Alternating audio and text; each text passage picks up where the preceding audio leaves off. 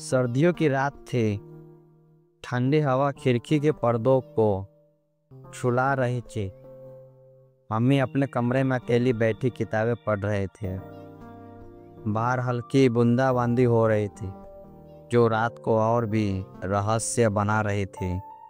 कमरे की दीवारों पर मध्यम रोशनी का खेल चल रहा था, जैसे कोई पुरानी यादें ताज़ा हो रही हो। करीब रात के 12 बज रहे थे।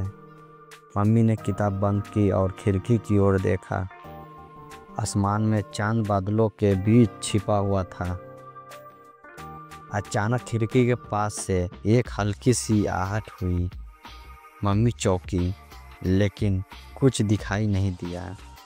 उन्होंने सोचा कि शायद यह हवा का खेल है, लेकिन अगले ही पल एक गुलाब की खुशबू उसके कमरे में फैल गई। यह खुशबू कहाँ से आ रही है? मम्मी ने खुद से कहा। तभी दरवाजे पर एक धीमी दस्तक हुई।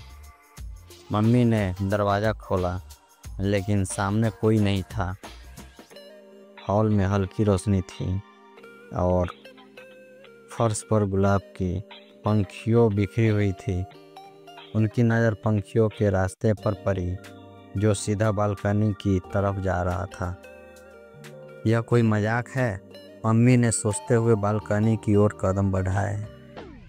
वहाँ एक काला कोट पहने, लंबा और आकर्षक व्यक्तित्व वाला एक शख्स खड़ा था। उसकी आंखों में गहराई और चेहरे पर हल्की मुस्कान थी। मम्मी उसे पहचान नहीं पा रही थी, लेकिन उसके चेहरे पर कुछ ऐसा था जो उन्हें अतीत में ले गया। तुम कौन हो?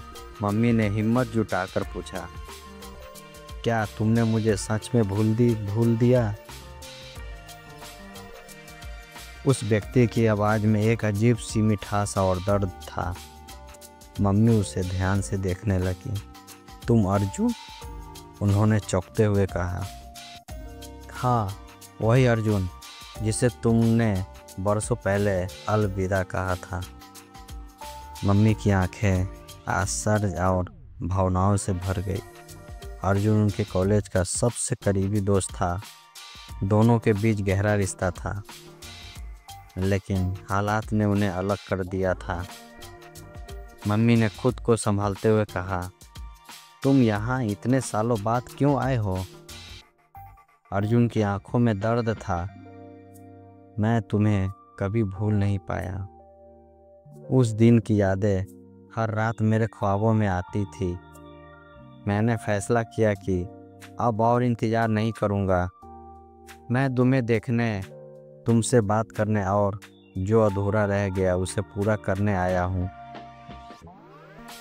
मम्मी की आंखों में पुरानी यादें उमड़ पड़ी। उन्होंने बालकनी की कुर्सी पर बैठते हुए गहरी सांस ली। अर्जुन भी उसके सामने बैठ गया।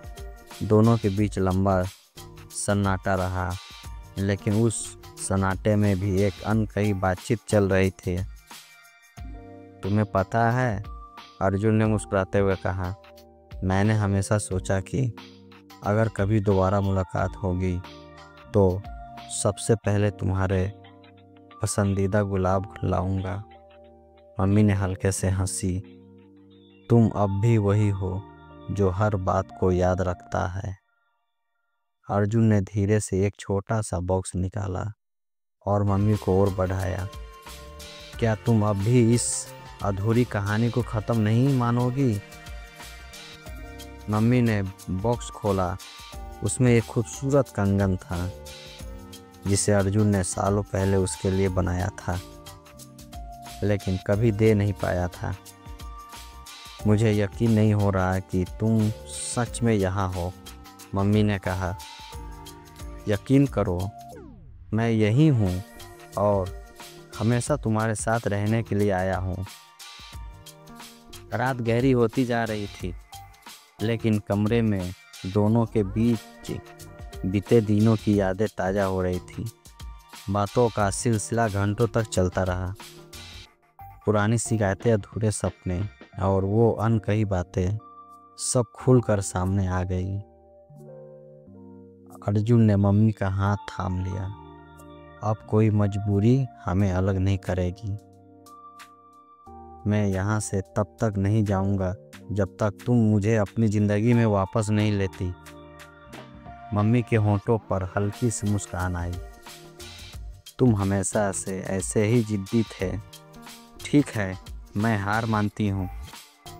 अर्जुन ने मम्मी को गले लगाया। खिड़की से आती रोशनी उनकी मुस्कुराहटों की गवाह बन रही थी।